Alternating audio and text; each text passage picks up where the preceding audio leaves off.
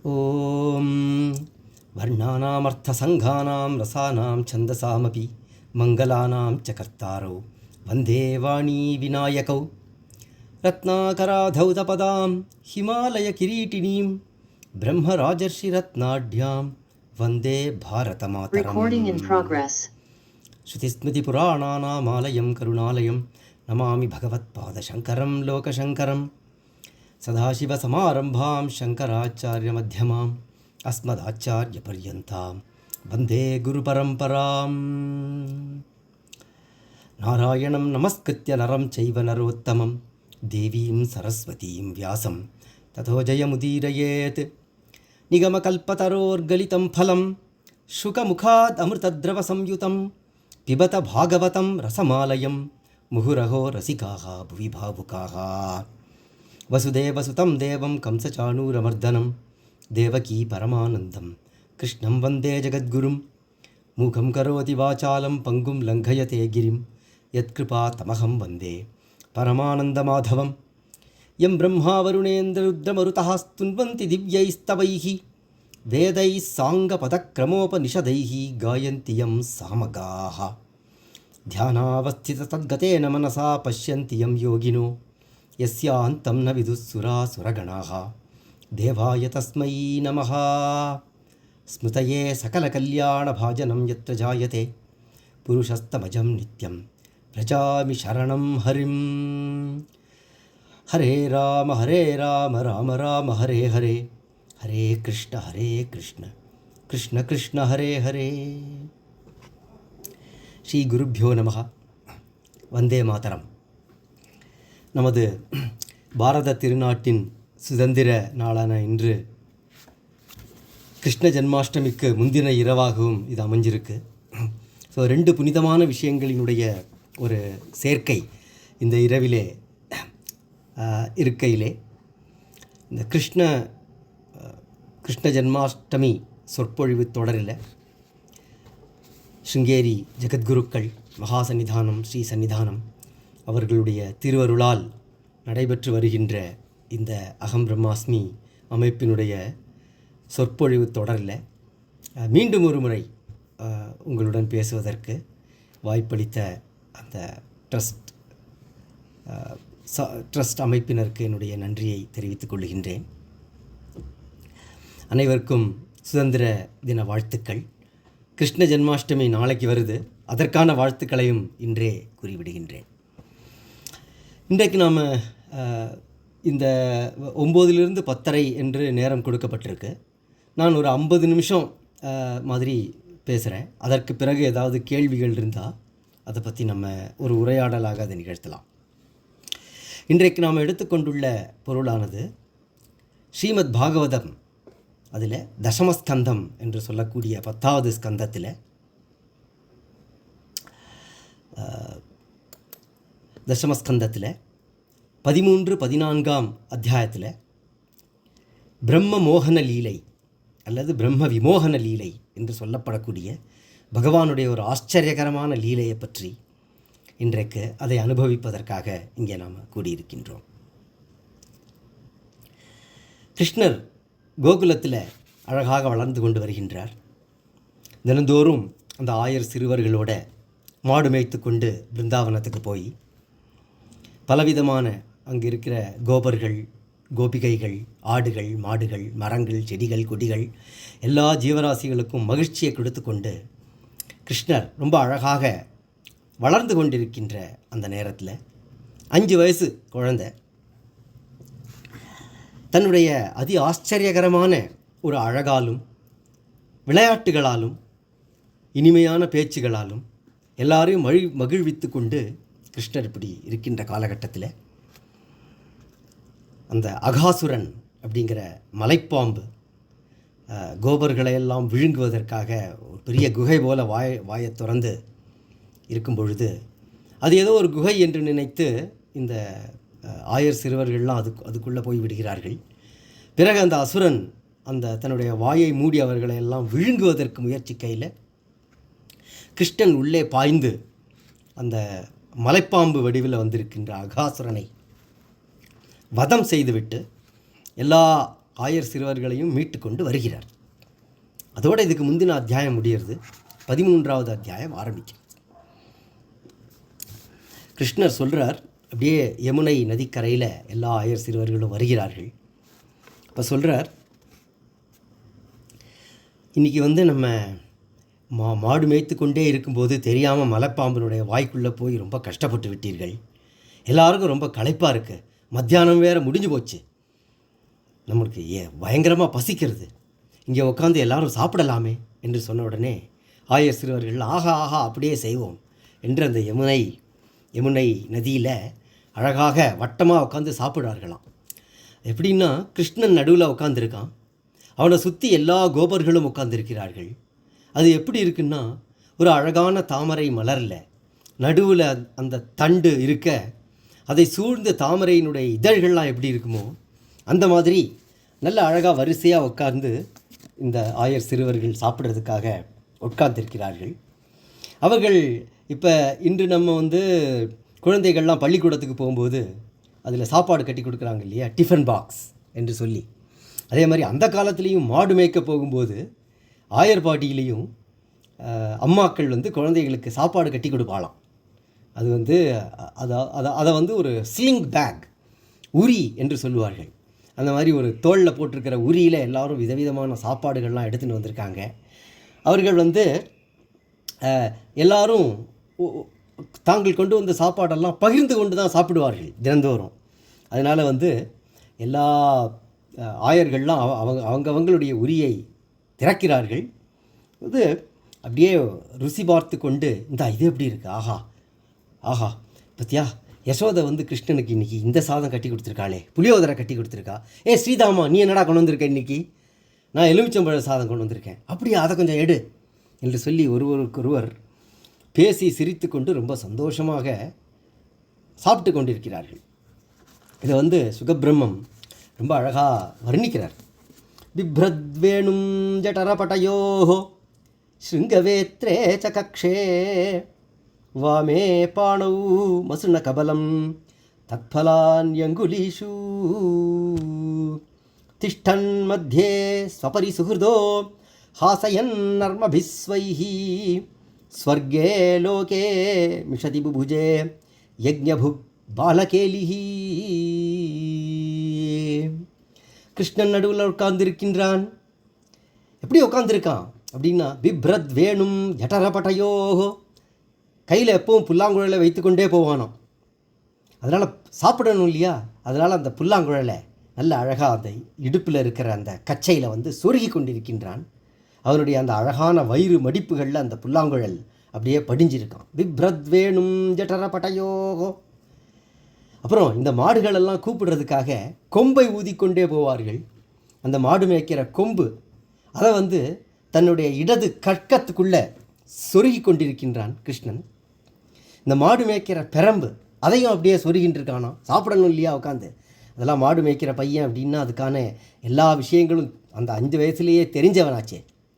அதனால் அப்புறம் தயிர் சாதத்தை எடுத்து கையில் வச்சுட்டுருக்கானா.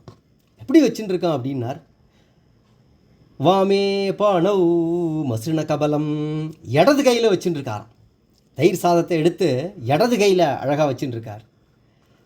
சின்ன குழந்தை இல்லையா, அதனால் வலது கையில் சாப்பிடணும், இடது கையில் சாப்பிடணும், இந்த மாதிரியான ஆச்சார விதிகள் அதெல்லாம் அவர்களுக்கு அதிலிருந்து விலக்கு உண்டு. பகவானுக்கு தெரியாத சாஸ்திரமா விதியா இருந்தாலும் ஆயர்களை மகிழ்விக்க வேண்டும் என்பதற்காக அதெல்லாத்தையும் விலக்கி வைத்து விட்டு இடது கையில் அழகாக அந்த தயிர் சாதத்தை வச்சுட்டுருக்கானா. தத்ஃபலான் யங்குலீஷு, விதவிதமான ஊறுகாய்கள் வந்திருக்கு. எலுமிச்சம்பழ ஊறுகாய், நெல்லிக்காய் ஊறுகாய், மாங்காய் ஊறுகாய். அதிலிருந்து கொஞ்சம் கொஞ்சம் எடுத்து அதை விரல் இடுக்கில் வைத்து கொண்டிருக்கின்றானாம். இப்படி தன்னுடைய ஆயர் சிறுவர்கள் சூழ்ந்திருக்க ஹாசயன் நர்மபிஸ்வைஹி, பரிகாச வார்த்தைகள் பேசி அவர்களை சிரிக்க வச்சுட்டே இருக்கானாம் சாப்பிடும்போது.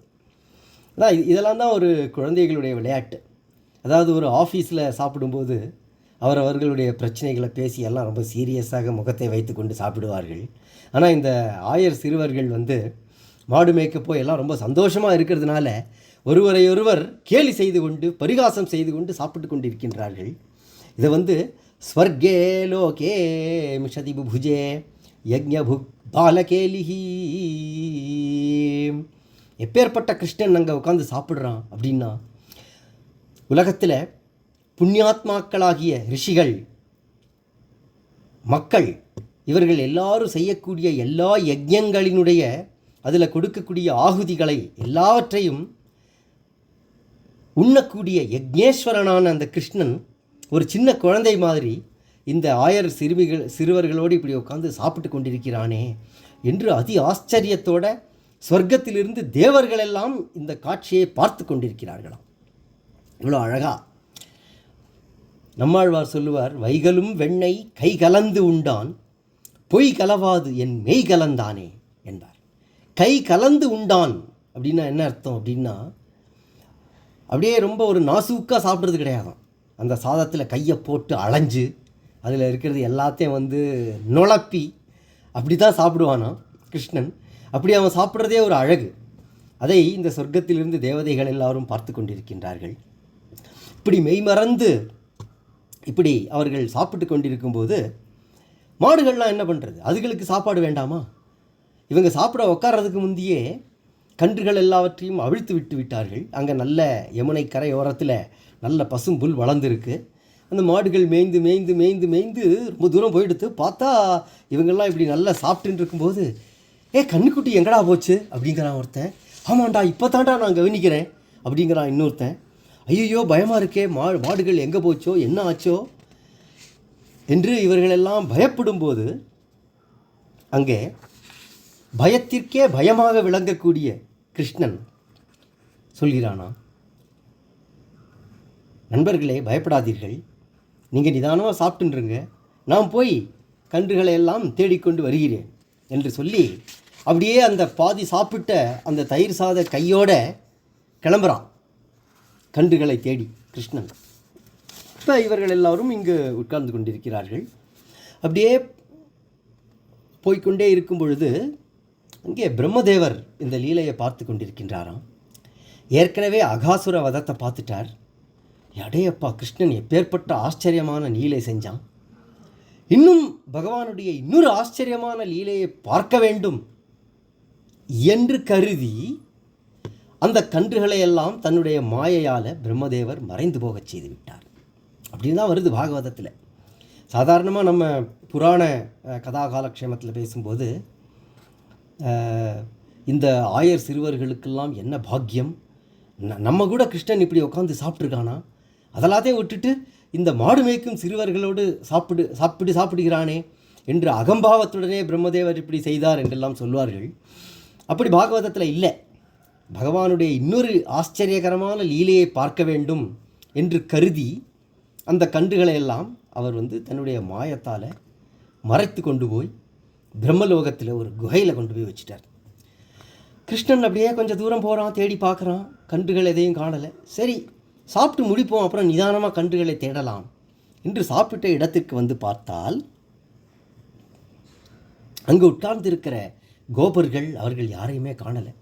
எல்லாம் அப்படியே காலியாக இருக்குது இடம். உடனே கிருஷ்ணன் ஒரு புன்முறுவல் பூக்கின்றான். ஓஹோ, இதெல்லாம் பிரம்மனுடைய செயல் என்று உடனேயே தெரிந்து கொள்கின்றார். அப்பொழுது கிருஷ்ணன் இந்த கோபர்களுடைய தாய்மார்களுக்கும் இந்த கன்றுகளுடைய தாயான பசுக்களுக்கும் பெரிய ஆனந்தத்தை தர வேண்டும் என்று முடிவெடுக்கிறான். பிரம்மாவுக்கும் ஒரு நல்ல ஆனந்தத்தை கொடுக்கணும் என்று நினைத்தானாம். ஏன்னா இந்த லீலையில் இதுக்கு அடுத்து நம்ம பார்க்க போகிறோம், பகவானே எல்லாமாகவும் ஆனான் அப்படின்னு. இதெல்லாம் என்னத்துக்கு பண்ணணும்? பிரம்மதேவனுடைய மாயத்தை ஒரு கிருஷ்ணன் நினைத்திருந்தால் ஒரு நொடியில் அதை முறியடித்து பிரம்மா கிட்டேருந்து பிரம்மா கவர்ந்து சென்ற அந்த கன்றுகளையும் கோபர்களையும் அப்படியே திருப்பி கொண்டு வந்திருக்க முடியாதா? ஆனால் பரோக்ஷ பிரியா இவகி தேவாகா என்று வேத வாக்கியம் இருக்கின்றது. தெய்வங்களுக்கு விளையாடுவது ரொம்ப பிடிக்குமா. அழகிலா விளையாட்டுடையார் என்று கம்பர் சொன்னார். வீயாத பெருமாய விளையாட்டும் வேண்டுமோ என்று கம்பராமாயணத்தில் இன்னொரு வரி உண்டு, விராதன் துதியில். இதெல்லாம் பகவானுடைய ஒரு மாய விளையாட்டு. இந்த விளையாட்டு இல்லைன்னா உலகத்தில் ரசம் எங்கே இருக்கும்? அதனால் ஒரு விளையாட்டை விளையாடி பார்க்கலாமே என்று பகவான் நிச்சயித்து என்ன ஆனான் அப்படின்னா, யாவத் வத்சப வத்சகால்பகவபுர் யாவத் கராங்கிராதிகம் யாவத் யஷ்டி விஷாணவே நுதலசிக் யாவத் விபூஷாம்பரம். பிரம்மா எதையெல்லாம் கவர்ந்து கொண்டு போனாரோ அது எல்லாவாகவும் தானேயானான். எந்தெந்த பசுமாடு எப்படி எப்படி இருக்குமோ, அந்த 3வது வீட்டு பசுமாடு ஒரு காராம்பசு என்றால் அதே மாதிரி காராம்பசுவான்.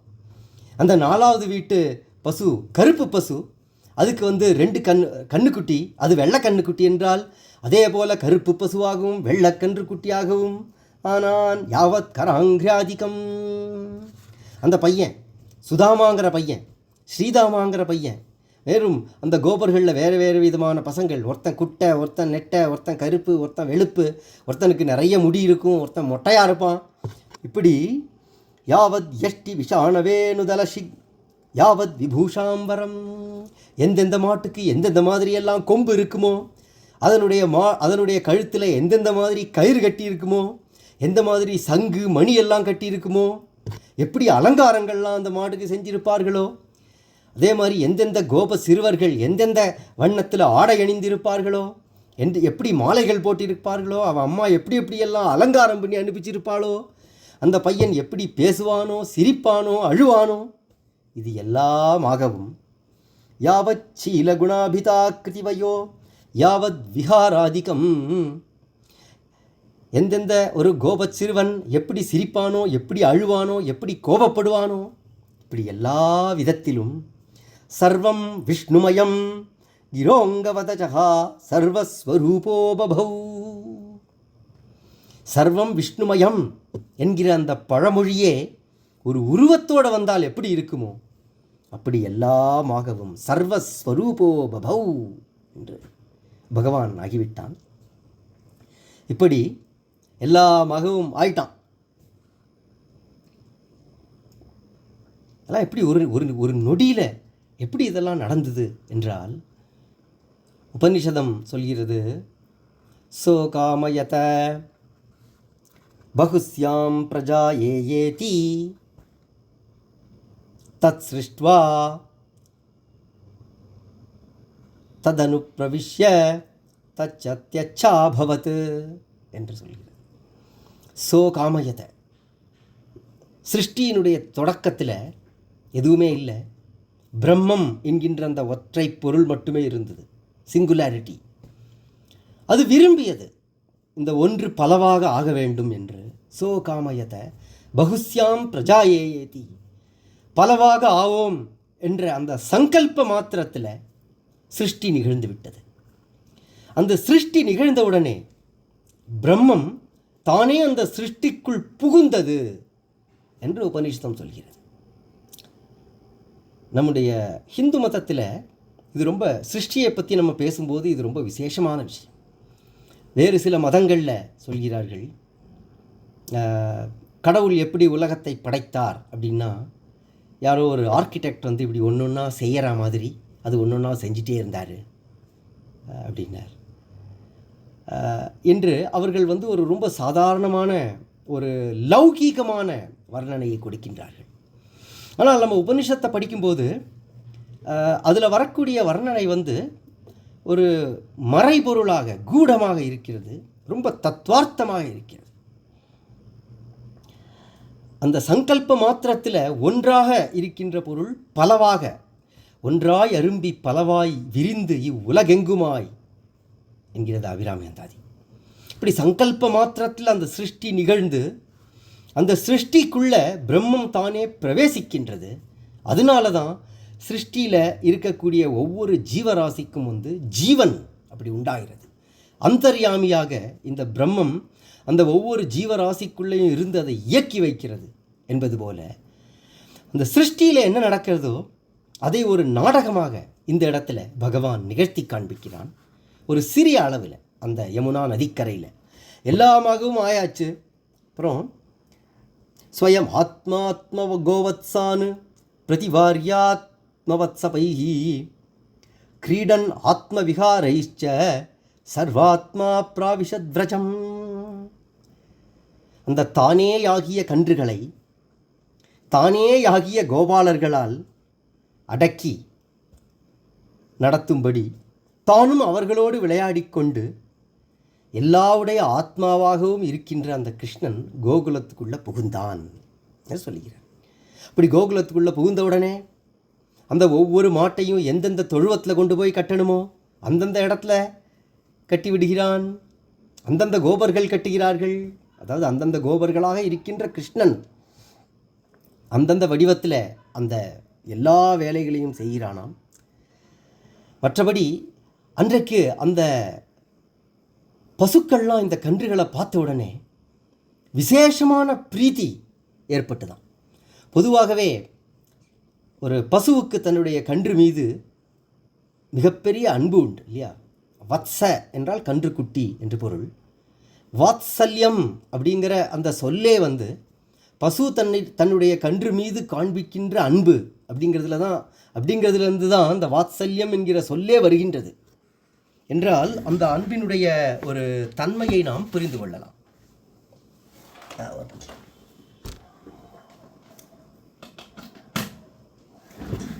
லேப்டாப் சார்ஜரை கனெக்ட் பண்ணியிருக்கேன். இப்படி அந்த கோபர்கள் அவரவர்கள் வீடுகளுக்கு செல்ல அவரவர்களுடைய தாய்மார்கள் எல்லா தாய்மார்களுக்கும் தங்கள் குழந்தைகள் மேலே பெரிய அன்பு இருக்கும். வழக்கமாக இருப்பதை விட அதிகமான ஒரு விசேஷ பிரீத்தி அந்த எல்லா தாய்மார்களுக்கும் தங்களுடைய குழந்தைகள் மீது ஏற்பட்டதாம். கிருஷ்ணனும் இந்த ஒவ்வொரு கோபன் வடிவில் இருந்து ஒவ்வொரு தாயிடத்திலும் விசேஷமான அன்பை காண்பிக்கிறான். எத்தகைய அன்புன்னா அந்த அன்பினுடைய அளவிலேயோ தன்மையிலேயோ எந்த குறைபாடும் இல்லை.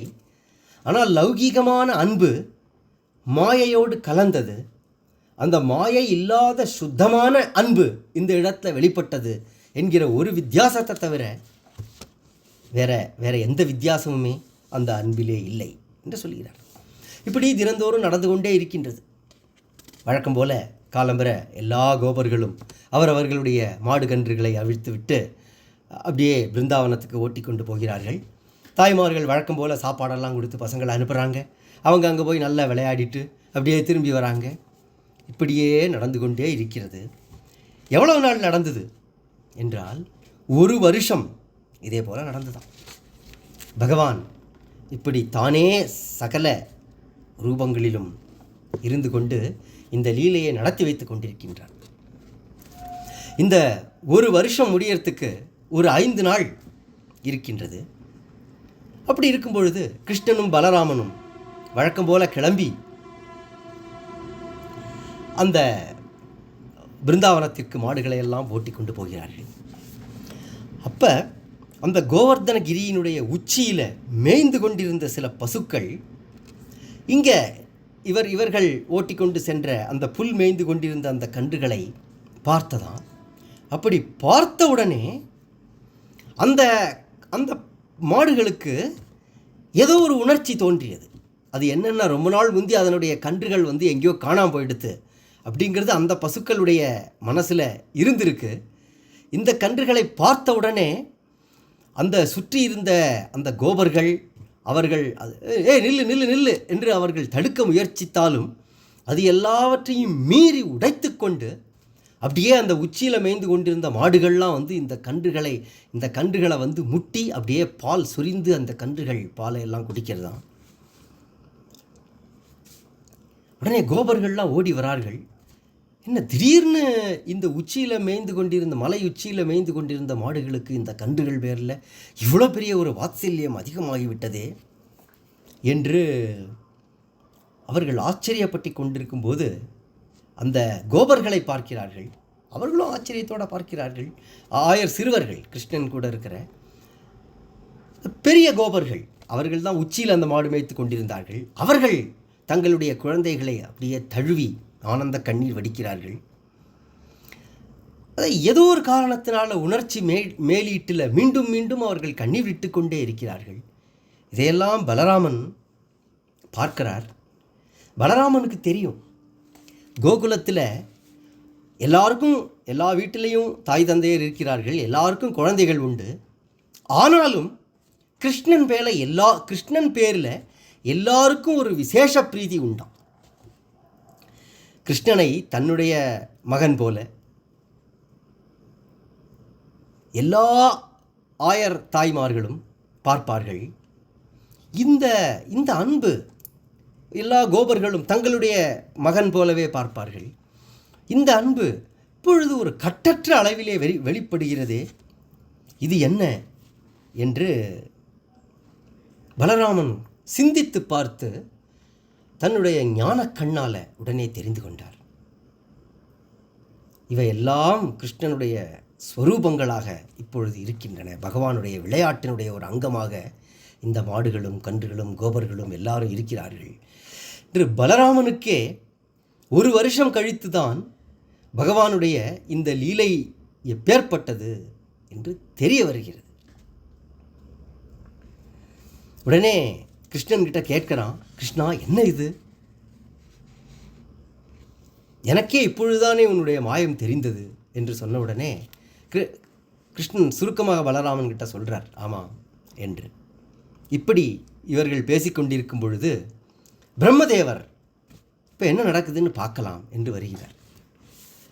இது புராணங்களை கற்றவர்களுக்கு தெரிந்திருக்கும். புராணங்களுடைய காலக்கணக்கு என்ன என்றால், பிரம்மாவுடைய காலம் என்பது இங்கே பூலோகத்தில் மனுஷர்களுடைய காலத்தை விட மிக நீண்டது இல்லையா? இங்கே மனுஷலோகத்தில் ஒரு வருடம் என்பது பிரம்மாவிற்கு ஒரு கணப்பொழுது என்ற அளவில் தான் இருக்கும், ஒரு நிமிஷம் என்பது போல. சரி, என்ன ஆச்சு இங்கே என்று பார்க்கிறார். அங்கே என்னுடைய மாயையினால் எல்லாரும் உறங்கி கொண்டிருக்கிறார்கள். இப்போ கிருஷ்ணன் என்ன செய்கிறான் என்று பார்க்கலாம் என்று வரும்பொழுது வழக்கம் போல எல்லா கோபர்களுடையும் விளையாடி கொண்டிருக்கின்ற கிருஷ்ணனை பார்க்கிறார். இவர்கள் எங்கிருந்து வந்தார்கள்? எப்படி இது நடந்தது? என்னுடைய மாயத்தில் ஏதாவது குறை இருக்கின்றதா?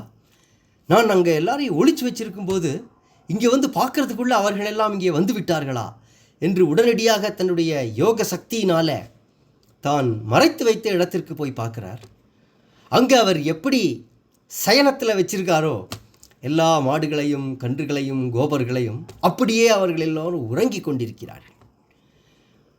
அடுத்த கணம் இங்கே பார்க்குறார். இங்கே எல்லாம் வழக்கம் போல் பிருந்தாவனத்தில் கிருஷ்ணனும் கோபர்களும் மாடுகளும் கன்றுகளும் எல்லாம் விளையாடி கொண்டிருக்கின்றன. இப்போ பிரம்மாவுக்கே ஒரு பெரிய குழப்பம் ஏற்பட்டது. ஒருவேளை தன்னுடைய மாயத்தில் ஏதாவது தவறு நிகழ்ந்து விட்டதா? இது உண்மையா அது உண்மையா? இதில் எது உண்மையானது எது மாயம் என்றே அவரால் பிரித்து அறிய முடியவில்லையாம் பிரம்மாவால்.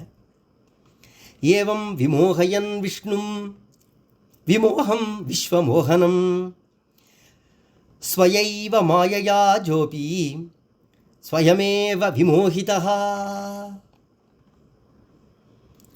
இப்படி மாயையே இல்லாத ஆனால் உலகனைத்தையும் தன்னுடைய மாயையால் மயக்கக்கூடியவரான அந்த விஷ்ணுவை தன்னுடைய மாயையால் மயக்கமுறச் செய்ய முயன்ற பிரம்மதேவர் அதே மாயைக்கு ஆட்பட்டு மயக்கமுற்றார் என்று இந்த ஸ்லோகம் ரொம்ப அழகாக சொல்கிறது.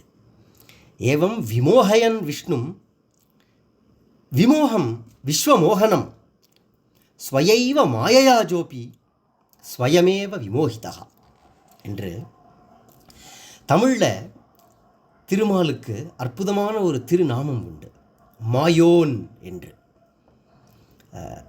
இது மாயவன் என்று சொல்வார்கள். மாயோன் இது சங்க இலக்கியத்திலேயே திருமாலை குறிப்பதற்காக இந்த சொல் பயன்பாட்டில் இருக்குது. மாயோன் மேய காடுரை உலகமும் என்று தொல்காப்பியத்தில் வருது. ஆழ்வார்களுடைய பாடலில் பல இடங்களில் மாயோன் என்று வருகின்றது. இது இது தமிழுக்கே உரிய ஒரு அழகான சொல். ஏன்னா சம்ஸ்கிருதத்தில் மாயினஹா என்று ஒரு சொல் இருக்கின்றது, மாயாவி என்று ஒரு சொல் இருக்கின்றது. அப்படி இல்லாமல் மாயோன் என்ற சொல்லுக்கு மாயையை உடையவன் அல்லது மாயையே ஆனவன் என்று பல விதத்தில் நம்ம அதை பொருள் கொள்ளலாம். ரொம்ப அழகான சொல். இப்படி பிரம்மா எது மாயம் எது உண்மை என்று தெரியாமல் அவருடைய 4 தலைகளும் இப்படி சுற்றி கொண்டிருக்கின்ற நேரத்தில் திடீரென்ற காட்சி மாறுகிறது. அங்கே இருக்கக்கூடிய அந்த ஒவ்வொரு மாடும் ஒவ்வொரு கன்றும் ஒவ்வொரு கோபனும் அதெல்லாம் கையில் சங்கு சக்கரம் கதை பத்மம் தரித்து 4 கரங்களுடன் மஞ்சள் பட்டாடை உடுத்தி ஒரு ஜாஜ்வல்யமான திருவுருவத்தோட நாராயண ஸ்வரூபமாக தெரிகிறார்கள். அங்கே உள்ள அந்த அத்தனை ஜீவராசிகளும் அத்தனை கோபர்களும் இந்த சகல தேவகணங்களும் ரிஷிகணங்களும் யக்ஷ கிண்ணற கந்தர்வர்களும் எல்லாம் இந்த நாராயண ஸ்வரூபமாக உள்ள எல்லா ஜீவராசிகளையும் வானத்திலிருந்தும் பூமியிலிருந்தும் பாதாளத்திலிருந்தும் போற்றி கொண்டிருக்கின்ற காட்சியை பிரம்மதேவர் பார்க்குறார். ஒரு அத்தியாச்சரியமான காட்சி. இது எல்லாவற்றையும் அங்கே பார்த்துவிட்டு பிரம்மதேவர் அந்த காட்சியை பார்த்து அப்படியே அவர் ஒரு பெரிய நடுக்கம் ஏற்பட்டுகிறது. அந்த நடுக்கத்திலிருந்து பிரம்மா எழுந்திருக்கிறார். எப்படி எழுந்திருக்கிறார் என்றால், இறந்து போன ஒருவன் உயிரோடு வந்தா எப்படி இருக்குமோ அதுபோல பிரம்மா எழுந்திருந்தார் என்று சுகபிரம்மம் இதை வர்ணிக்கிறார். பிறகு அடுத்தது அந்த காட்சி மாறுகிறது. என்ன பார்த்தோம்? இப்போ சகல சராச்சரமும் விஷ்ணுமயமாக இங்கே இருப்பதை பார்த்தோமே என்று நினைக்கும் போது எதுவுமே இல்லை. யமுனா நதி இருக்குது, மரங்கள் இருக்குது, எல்லாம் காலியாக இருக்குது. ஒரே ஒரு கிருஷ்ணன் அந்த பாதி சாப்பிட்ட தயிர் சாத கையோட மாடு கன்றுகளை தேடி அங்கே போய்கொண்டிருப்பதை பார்க்கின்றார். இப்போ ஒன்றுமே புரியலை பிரம்மாவுக்கு. உடனே தன்னுடைய வாகனத்திலிருந்து அப்படியே இறங்கி அங்கே ஓடிக்கொண்டிருக்கிற கிருஷ்ணனுடைய கால்களிலே தன்னுடைய 4 கிரீடங்களினுடைய ஒளியும் அப்படியே படுமாறு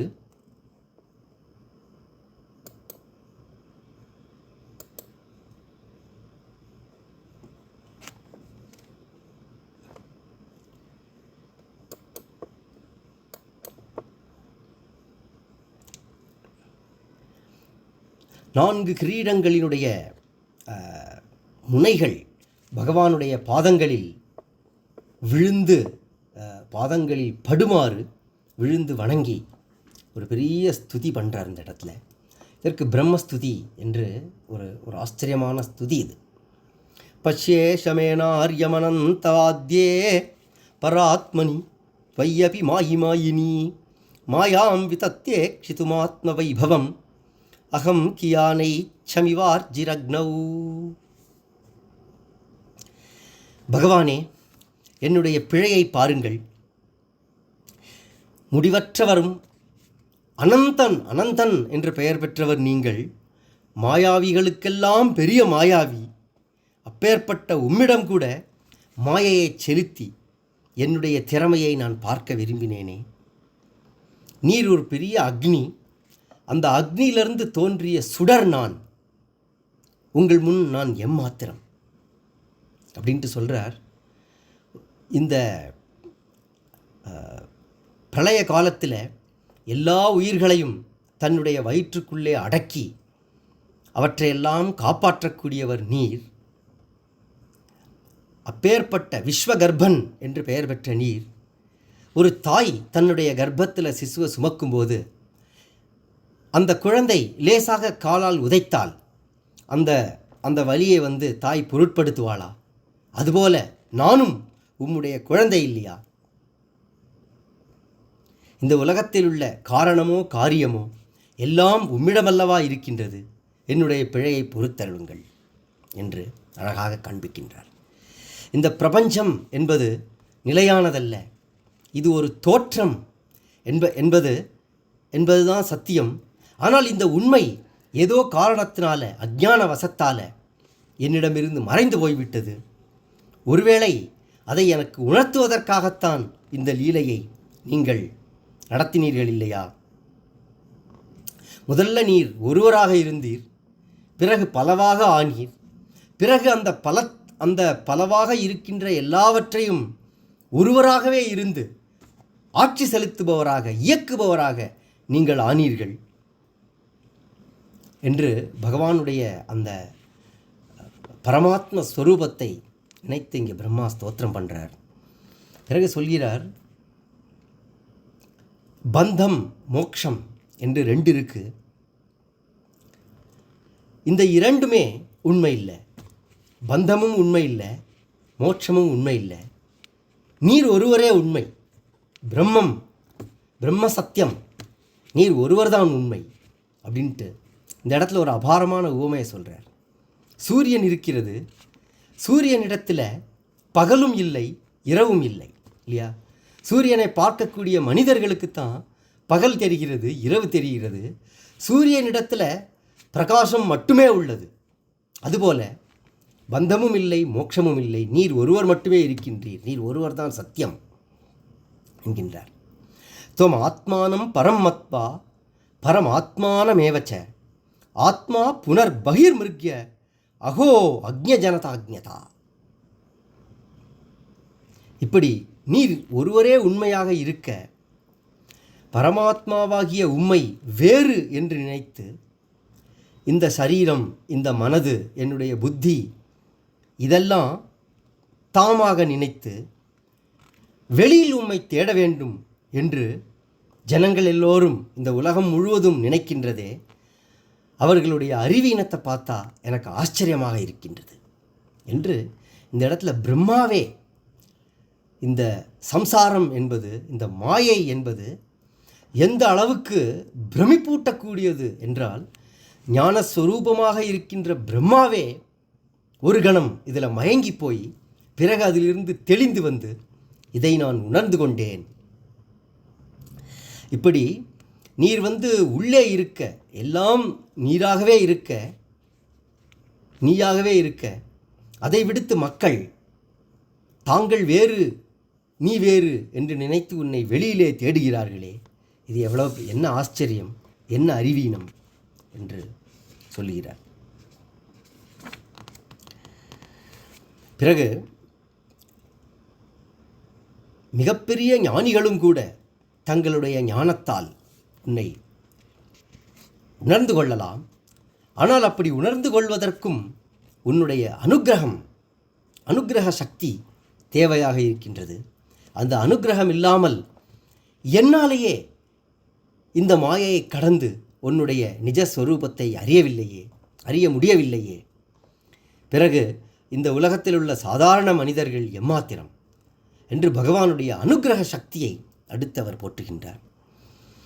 இப்போ சொல்கிறார், தாவத் ராகாதய ஸ்தேனாகா தாவத் கிரகம் தாவன் மோகோங்கி நிகடோ யாவத் கிருஷ்ண நதே ஜனாகா. கிருஷ்ணா, ஒரு மனிதன் அவனுடைய வாழ்க்கை உண்மையாக இருக்க வேண்டும் என்றால் அவன் உன்னை சார்ந்திருக்க வேண்டும். அதாவது தன்னுடைய ஆத்மஸ்வரூபத்தை, ஆத்மா என்று ஒன்று இருக்கிறது என்ற அளவுக்காவது ஒருவன் உணர வேண்டும். அதாவது இந்த இடத்துல கிருஷ்ணனை உணர்வதும் ஆத்மாவை உணர்வதும் ஒன்றுதான். ஏன்னா கிருஷ்ணன் தான் ஆத்மஸ்வரூபம். எதுவரையில் ஒருவர் உன்னை சார்ந்தவராக ஆகவில்லையோ அதுவரையில் அவர்கள் உலகத்தில் கொண்டுள்ள ஆசை, எல்லா விதமான ஆசை, ராகாதயா, பணத்தின் மீது, பொருளின் மீது, மனைவி மீது, கணவன் மீது, குழந்தைகள் மீது, தாய் மீது, தந்தை மீது, இந்த உலகத்தில் உள்ள எப்பேற்பட்ட பொருளாக இருந்தாலும் அதன் மீது அவர்கள் கொள்ளும் ஆசையெல்லாம் திருட்டுத்தனமானது அப்படிங்கிறார் பிரம்மா இந்த இடத்துல. அதுவரை வீடு என்பது வீடு அல்ல, அது சிறை. அதுவரை இந்த உலகத்தில் நாம் ஆட்பட்டிருக்கின்றோம் என்கின்ற அந்த உணர்வே கால் விலங்கு போல. ஆனால் உன்னை சார்ந்தவர்களுக்கு அவர்களுடைய எல்லா லௌகீக ஆசைகளும் தெய்வீகமானதாக ஆகிவிடுகின்றன. அவர்களுடைய வீடு அதுவே ஒரு மோட்ச சாம்ராஜ்யமாக ஆகிவிடுகின்றது. அவர்கள் இந்த உலகத்தில் இருந்தாலும் கூட அவர்களுக்கு கால் விலங்கு இல்லை, அவர்கள் சுதந்திரர்களாக இருக்கின்றார்கள். அதனால் பகவானே, எப்பொழுதுமே ஒரு ஜீவன் உம்மை சார்ந்து உம்மை ஆசிரித்து இருப்பதையே தன்னுடைய வாழ்க்கையினுடைய மிகப்பெரிய பாக்கியமாக கருதி உமக்கு பக்தி செய்ய வேண்டும் என்று இந்த இடத்துல பக்தியினுடைய பெருமையை பிரம்மதேவர் கூறுகின்றார். இப்படி அதிகம் உம்மை புகழ்வதனால என்ன பயன்? பகவானே, உம்மை அறிவோம் என்று நினைத்து அறிய முயற்சிப்பவர்கள் அறியட்டும். ஆனால் என்னுடைய மனதிற்கும் வாக்கிற்கும் என்னுடைய சிந்தனைக்கும் உம்முடைய மிகப்பெரிய வைபவம் இன்னும் எட்டவில்லை என்று சொல்கிறார். இந்த பிருந்தாவனத்தில் நீர் பிறந்தீரே, இங்கிருக்கின்ற யசோதை, நந்தகோபர், கோபஸ்திரீகள், கோபர்கள், ஆடுகள், மாடுகள் இவையெல்லாம் பகவான்கிட்ட இப்பேற்பட்ட ஒரு பக்தியை செய்து எப்பொழுதும் உண்மையே ஆசிரித்து இருந்தார்களே, அவர்களுடைய பாக்கியம்தான் என்ன? இது ரொம்ப பிரபலமான ஸ்லோகம். அகோபாக்யம் அகோபாக்யம் நந்தகோப விரஜௌகசாம் என் மித்திரம் பரமானந்தம் பூர்ணம் பிரம்ம சனாதனம் என்று பல பல மகான்கள் இந்த ஸ்லோகத்தை எடுத்து கூறுவார்கள். இது இந்த பிரம்மஸ்துதியில் வரக்கூடிய ஸ்லோகம்தான். பிரம்மா சொல்கிறார், அகோபாக்யம் அகோபாக்யம், என்ன பாக்கியம் என்ன பாக்கியம், நந்தகோப விரஜௌகசாம், இந்த நந்தகோபனுடைய இந்த ஆயர் சேரியில், ஆயர்பாடியில், கோகுலத்தில் வசிக்கிறார்களே, அவர்களுக்கெல்லாம் எப்பேற்பட்ட பாக்கியம். என் மித்திரம் பரமானந்தம் பூர்ணம் பிரம்ம சனாதனம், சனாதனமாக எப்பொழுது தோன்றினீர் என்றே அறியாமல் இருக்கின்ற முன்னை பழம்பொருட்கும் முன்னை பழம்பொருளாக இருக்கின்ற உம்மை அவர்கள் விளையாட்டு தோழனாக எண்ணி உம்மிடத்தில் பிரேமை செய்கிறார்களே, அப்பேற்பட்ட இந்த கோகுல பிருந்தாவன வாசிகளுடைய பாக்கியம்தான் என்ன என்று மெய் சிலிர்ப்போட பிரம்மா கூறுகின்றார். பிறகு சொல்கிறார், இப்படி பிரம்மா தன்னுடைய ஸ்துதியை நன்றாக ஸ்துதி செய்துவிட்டு கிளம்பி சென்று விடுகின்றார். பிறகு அந்த கோபர்கள் வழக்கம் போல கிருஷ்ணனை பிரிந்து 1 வருடம் ஆகியிருந்தாலும் அந்த சிறுவர்கள் கிருஷ்ணனுடைய மாயையினால் மயங்கி, அவர்கள் பிரம்மலோகத்தில் இருந்திருக்கிறார்கள் இல்லையா, பிரம்மலோகத்தில் அது ஒரு அரை கணம், 1 நிமிடம்தான். அதனால் மறுபடி எப்படி இது ஒரு இன்றைக்கு நாம் திரைப்படங்களை பார்க்கின்றோம். அந்த திரைப்படங்களில் ஒரு காட்சி நடந்து கொண்டிருக்கும்போது அப்படியே திடீர்னு ஒரு ஃப்ளாஷ்பேக் போய் அங்கே ஒரு 25 வருஷ கதையை காமிச்சிட்டு மறுபடி அது எந்த இடத்துல அந்த முன் கதையை ஒருவர் நினைத்து கொண்டிருக்கிறாரோ சரியாக அந்த இடத்துல அந்த நொடியில் சேர்வது போல, அப்படி யமுனை கரையில் பேசி சிரித்து விளையாடி கொண்டு பாதி தயிர் சாதம் சாப்பிட்ட அந்த நிலையிலேயே அந்த கோபர்கள் எல்லாம் ஆகிவிட்டார்களாம். ஆகி மறுபடி கிருஷ்ணனுடன் சிரித்து விளையாடி கொண்டிருக்கின்றார்கள். இந்த இடத்துல சுகபிரம்மம் சொல்கிறார், கிம் கிம் ந விஸ்மரந்தீக மாயா மோகித சேதசகா என் மோகிதம் ஜெகத் சர்வம் அபீக்ஷ்ணம் விஸ்மிருதாத்மகம் என்று சொல்கின்றார். எந்த மாயையில் மயங்கி இந்த உலகம் முழுவதும் சம்சாரம் என்கின்ற இந்த மாயையில் மூழ்கி ஆத்மா என்று ஒன்று இருப்பதையே மறந்து விடுகின்றதோ, அந்த மாயையில் மூழ்கின அறிவுடையவர்கள் எதைத்தான் மறக்க மாட்டார்கள் என்று சொல்கின்றார்.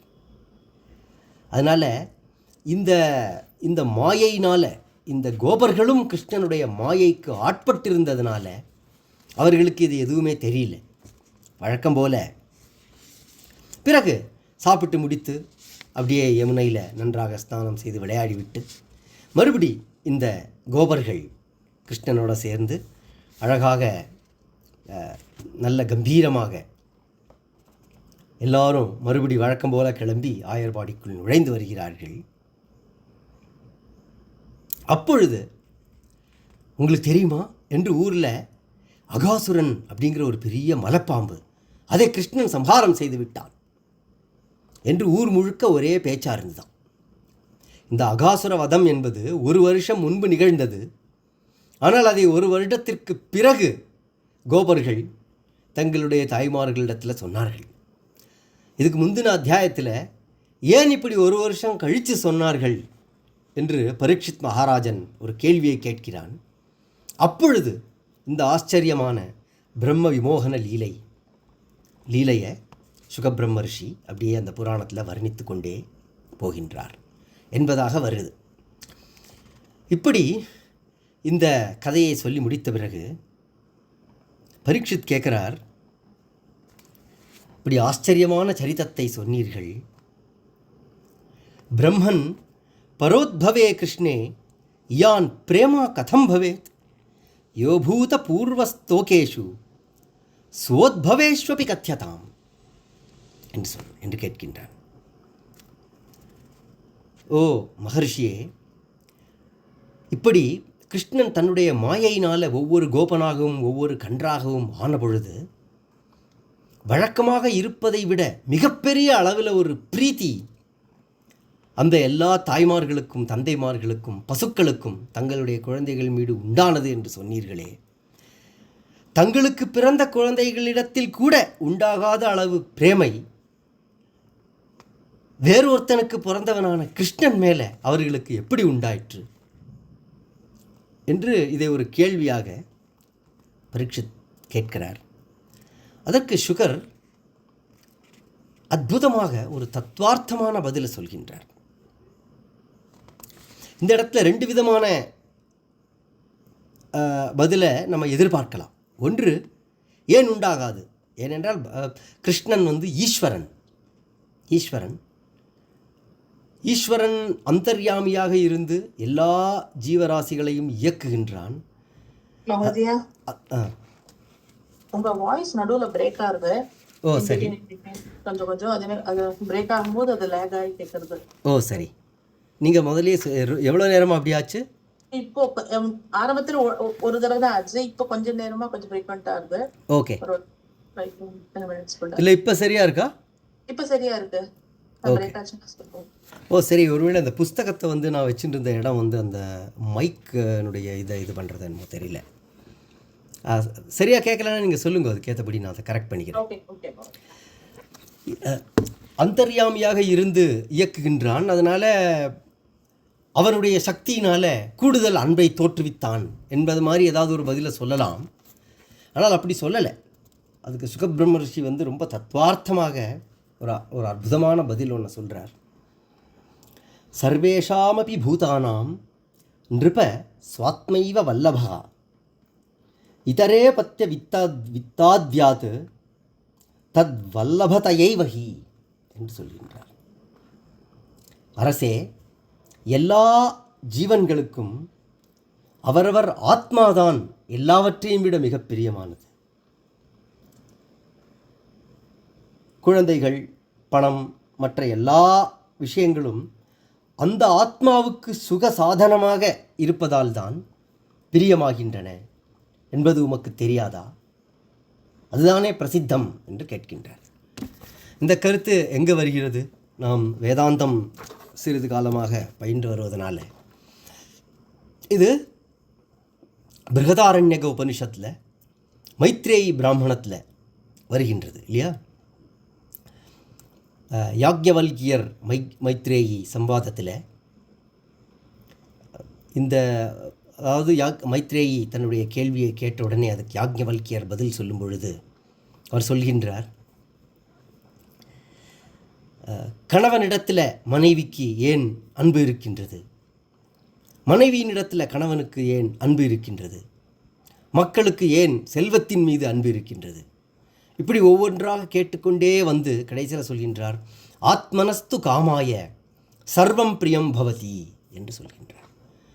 ஆத்மாவின் மீது உள்ள பிரியத்தினால்தான், ஆத்மாவின் மீதுள்ள அன்பினால்தான் எல்லாவற்றின் மீதும் அன்பு ஏற்படுகிறது என்று சொல்கின்றார். இந்த ஆத்மா என்பதற்கு இந்த இடத்துல 2 அர்த்தம் வருகின்றது. உபனிஷத்தில் அது வரும்பொழுது ஆத்மா என்பதற்கு சாதாரணமாக தான் என்று பொருள் இல்லையா? அதனால தான் தற்கொலை என்பதை ஆத்மஹத்யா என்று சம்ஸ்கிருதத்திலையும் ஹிந்தியிலையும் கூறுகிறார்கள்.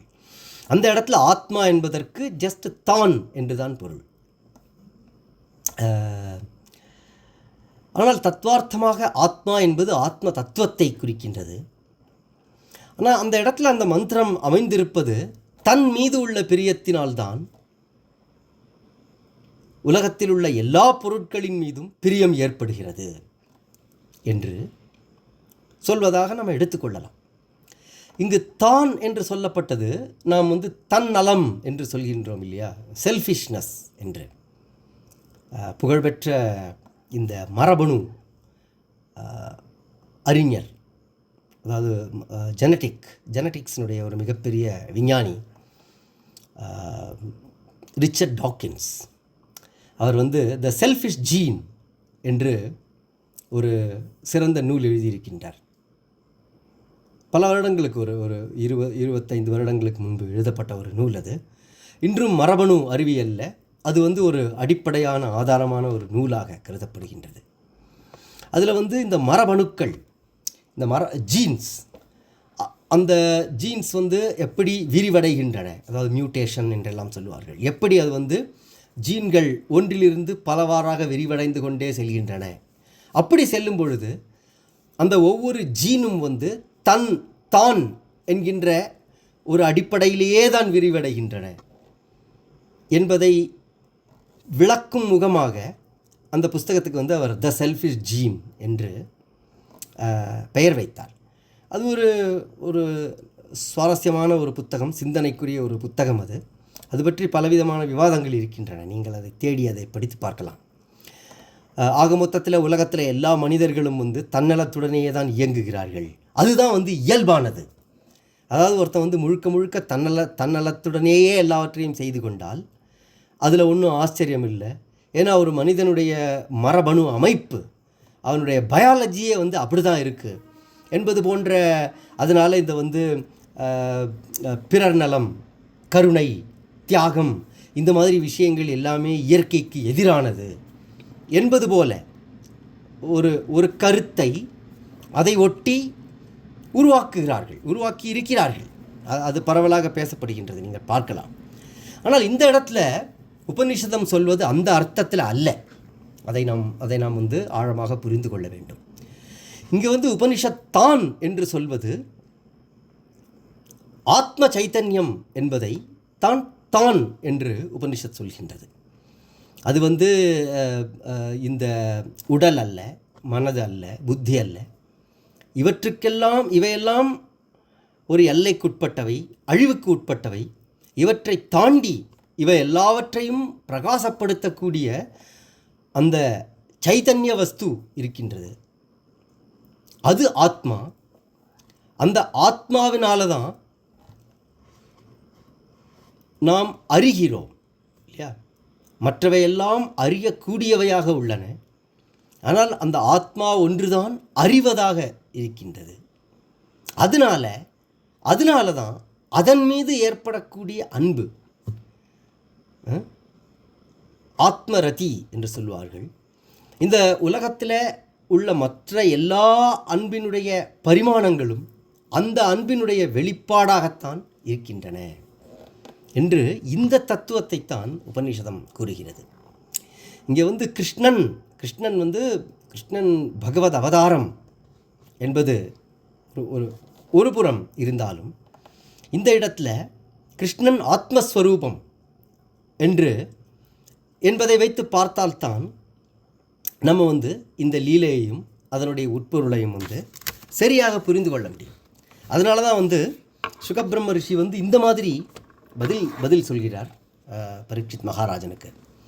அப்புறம் சொல்கிறார், தஸ்மாத் பிரியதம ஸ்வாத்மா சர்வேஷாமபி தேகினாம் ததர்த்தமேவ சகலம் ஜெகதேதத் சராச்சரம் என்று சொல்கின்றார். அதனால் எல்லா பிராணிகளுக்கும் அவரவர்கள் ஆத்மாதான் மிக பிரியமானது.